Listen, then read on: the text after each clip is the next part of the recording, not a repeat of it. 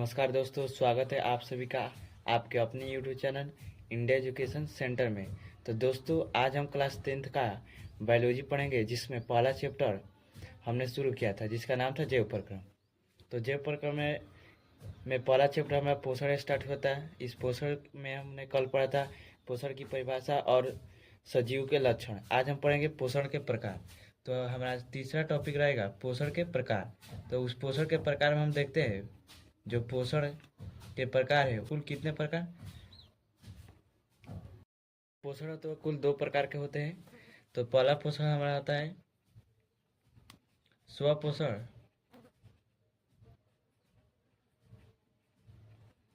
या इसे स्वपोषी पोषण भी कहते हैं। स्वपोषी पोषण, इसे अंग्रेजी में ऑटोट्रॉपिक न्यूट्रिशन कहते हैं। तो ये होगा हमें ऑटोट्रॉपिक न्यूट्रिशन। दूसरे को कहते हैं पर पोषण, या इसे विषम पोषी पोषण कहते हैं। तो ये जो दूसरा है हमारा विषम पोषी पोषण, इसे अंग्रेजी में क्या कहते हैं? हेट्रोट्रॉपिक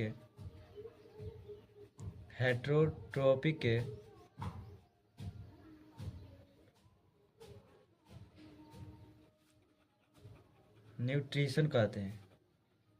तो ये हो गया हमें पोषण के 2 प्रकार। अब देखिए पोषण के 2 प्रकार किस प्रकार से हो गए इसे समझते हैं। देखिए आप जितने भी जीव देखते हैं उसमें से कुछ जीव जो होता है अपना भोजन का निर्माण स्वयं कर लेता है। कुछ जीव है वह भोजन का निर्माण स्वयं नहीं करते हैं, बल्कि जब ये स्वयं निर्माण नहीं करते दूसरे पर निर्भर रहेंगे। तो कोई जीव स्वयं निर्माण करते हैं अर्थात वह स्वयं पर निर्भर होते हैं। जो जीव स्वयं पर निर्भर नहीं रहकर दूसरे जीव पर निर्भर रहते हैं उन्हें हम विषम पोषी पोषण करते हैं। तो ये हो गया अर्थात भोजन निर्माण के आधार पर पोषण 2 प्रकार के। इस निर्माण की जो आधार है, इस आधार किस आधार पर हम 2 प्रकार में बांट दिए, ये आप समझ लिए कि निर्माण के आधार पर, भोजन निर्माण के आधार पर 2 प्रकार के होते हैं। अब इन्हें बारी बारी से पढ़ते हैं। तो देखिए पहले की परिभाषा एकदम आसान भाषा से समझेंगे। स्वपोषण या स्वपोषी पोषण। स्वपोषण किसे कहते हैं? देखिए शब्द को तोड़ेंगे, अर्थ निकालेंगे, उसका प्रयोग देते हैं। पोषण मतलब भोजन हो गया, स्व मतलब स्वयं। तो वैसा पोषण जिसमें कोई जीव अपना भोजन स्वयं निर्माण करता है उसे स्वपोषण कहते हैं। लिखेंगे वैसा पोषण जिसमें कोई जीव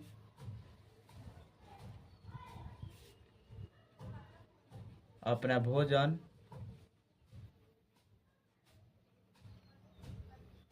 एकदम आसान भाषा में स्वयं बनाते हैं अर्थात निर्माण करते हैं, उन्हें स्वपोषण कहते हैं। तो ये हमारा हो गया स्वपोषण की परिभाषा। अब देखिए स्वपोषण विधि द्वारा जो भी जीव अपना भोजन निर्माण करता है अर्थात स्वपोषण के द्वारा जो जीव अपना भोजन प्राप्त करता है उन्हें हम क्या कहते हैं जी? स्वपोषी कहते हैं। तो अब हम दूसरा परिभाषा देखते हैं स्वपोषी का, कि स्वपोषी का अर्थ क्या है। तो इसमें हमारा आता है दूसरा स्वपोषी। स्वपोषी को अंग्रेजी में क्या कहा जाता है जी? इसे तो ऑटोट्रोपिक न्यूट्रिशन कहते हैं, लेकिन इसे हम ऑटोट्रोपिक कहा जाता है। ऑटोट्रोपिक कहते हैं। तो यह हमारा हो गया ऑटोट्रोपिक। इसके तो वैसे जीव जो अपना भोजन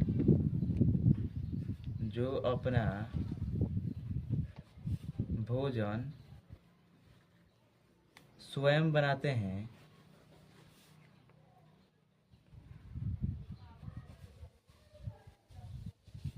उन्हें स्वपोषी कहते हैं।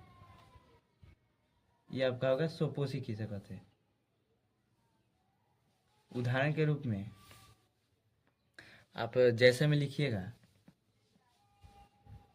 जितने भी हरे पौधे हैं, हरे पेड़ पौधे, आपके शैवाल है, वे सभी के सभी क्या है जी, आपके स्वपोषी है। आइए अपना भोजन स्वपोषण विधि द्वारा प्राप्त करते हैं। अब किस प्रकार से हैं, देखिए जितने भी पेड़ पौधे, इन पेड़ पौधों को भोजन हम थोड़ी ना ले जाके देते हैं या कोई दूसरा जीव थोड़ी ना ले जाते हैं। ये बेचारे अपना भोजन स्वयं बनाते हैं। किसकी सहायता से, तो प्रकाश की सहायता से। अब देखिए ये जितने भी पेड़ पौधे हैं, शैवाल हैं, ये सभी के सभी अपना भोजन जिस विधि के द्वारा बनाते हैं उन्हें हम प्रकाश संश्लेषण कहते हैं। तो देखिए प्रकाश संश्लेषण स्वयं तो बनाते हैं, तो किस विधि के द्वारा बनाते हैं, तो यह अपना भोजन, नोट में करके लिखे, यह अपना भोजन स्वयं प्रकाश संश्लेषण की विधि द्वारा बनाते हैं। प्रकाश संश्लेषण की प्रक्रिया की सहायता से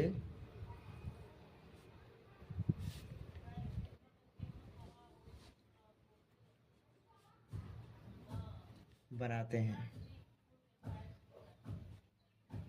तो ये हो गया हमारा स्वपोषण। एकदम आसान भाषा में परिभाषा को समझे, उसके उदाहरण को समझे। अब हम पढ़ेंगे दूसरा, जिसका नाम है परपोषण।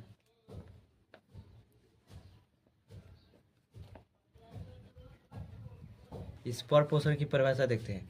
देखिए अर्थ निकालेंगे, इस शब्द का अर्थ निकालेंगे, अर्थ निकाले के इसका हम परिभाषा देंगे। पोषण का मतलब हो गया हमारा भोजन, और पर के मतलब होता है दूसरा।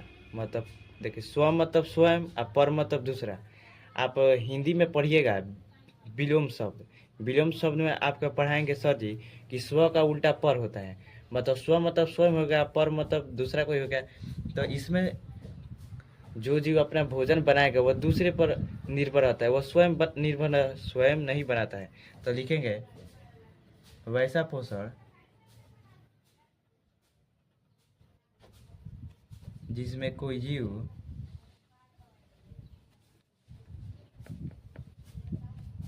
अपना भोजन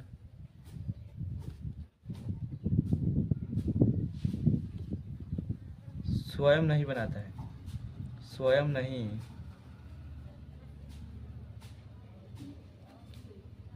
बनाता है। ऑब्वियसली देखिए हम समझ सकते हैं कि जब ये अपना भोजन स्वयं नहीं बनाएगा तो एकदम ऑब्वियसली वह दूसरे पर निर्भर रहेगा भोजन के लिए, तभी ना वो भाई जिंदा रहेगा। जब भोजन नहीं बनाएगा तो इसका मतलब नहीं खाएगा, खाएगा भोजन, खाएगा भोजन, खाने के लिए वो दूसरे से प्राप्त कर लेगा।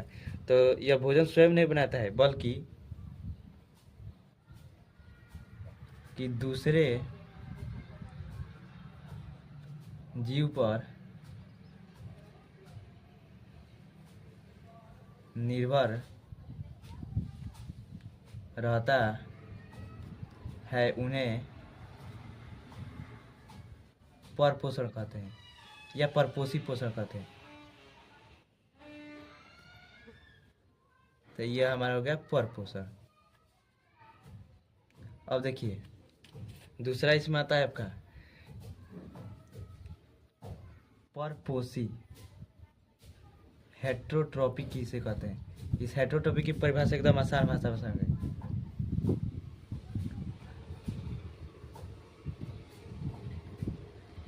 तो जितने भी जीव हैं वो जीव, देखिए हम हमारे शब्द पर ध्यान देकर, जितने भी जीव है वे सभी जीव यदि अपना भोजन परपोषण विधि द्वारा प्राप्त करेंगे तो उन जीव को हम क्या कहेंगे, परपोषी कहेंगे।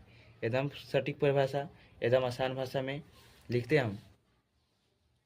या हम इसका दूसरा भी परिभाषा दे सकते हैं, वैसे जीव जो अपना भोजन स्वयं निर्माण नहीं करते उन्हें हम परपोषी कहते हैं। तो दो परिभाषा लिखवाएंगे, इसमें आप जो मन वो लिखिएगा एकदम आसान भाषा में। वैसा जीव जो अपना भोजन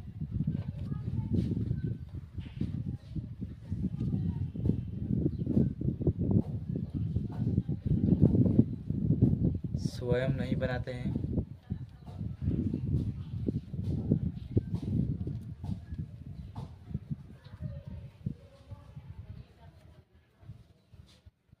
उन्हें परपोषी कहते हैं।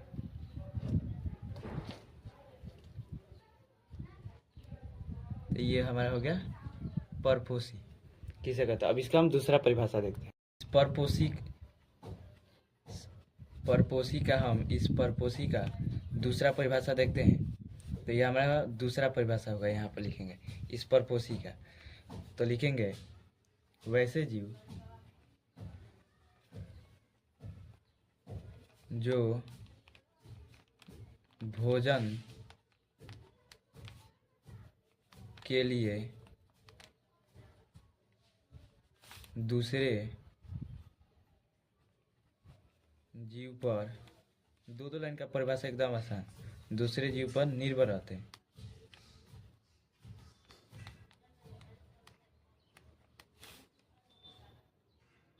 उन्हें परपोषी कहते हैं।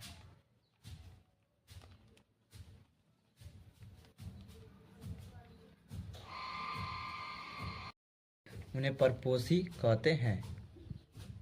तो यह हमारा होगा परपोषी का। अब इसका तीसरा डिफिनीशन देखते हैं, यह भी बहुत आसान है। हम लिखेंगे इसमें कि वैसे जीव जो अपना भोजन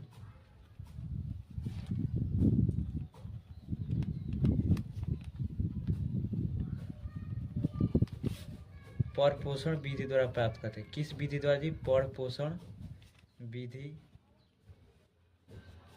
द्वारा प्राप्त करते हैं, उन्हें परपोषी कहते हैं। तो ये हमारा हो गया परपोषी किसे कहते हैं। एकदम 3 परिभाषा देखें, आसान आसान देखें, आप जो मन वो याद कर लीजिएगा। अब हम इसके उदाहरण में देखते हैं कि उदाहरण इसके अंतर्गत कौन कौन से आएंगे। देखिए, इसके अंतर्गत जितने भी हरे पेड़ पौधे और शैवाल है, उन दोनों को छोड़कर आपको जितना देगा, आपके आसपास जितने भी जीव जंतु दिखाई देंगे, वे सभी के सभी आपके किस में आ जाएंगे जी? परपोषी में आ जाएंगे। मतलब अब सभी के सभी जीव परपोषी कहलाते हैं, पेड़ पौधे स्वपोषी कहलाते हैं। तो देखिए, आप जितने भी, आप देखिए सबसे पहले अपने को लेते हैं, हम मनुष्य हैं, हम मनुष्य सभी इसी के अंतर्गत आते हैं। आप जितने भी छोटे छोटे सूक्ष्म जीव है, उसमें आज से आपका कवक आता है, जीवाणु आ गया, प्रोटोजोआ आ गया, उसके बाद आपका जू हो गया, उसके बाद आपका कृमि हो गया, उसके बाद आपका अमर बेल का पौधा हो गया,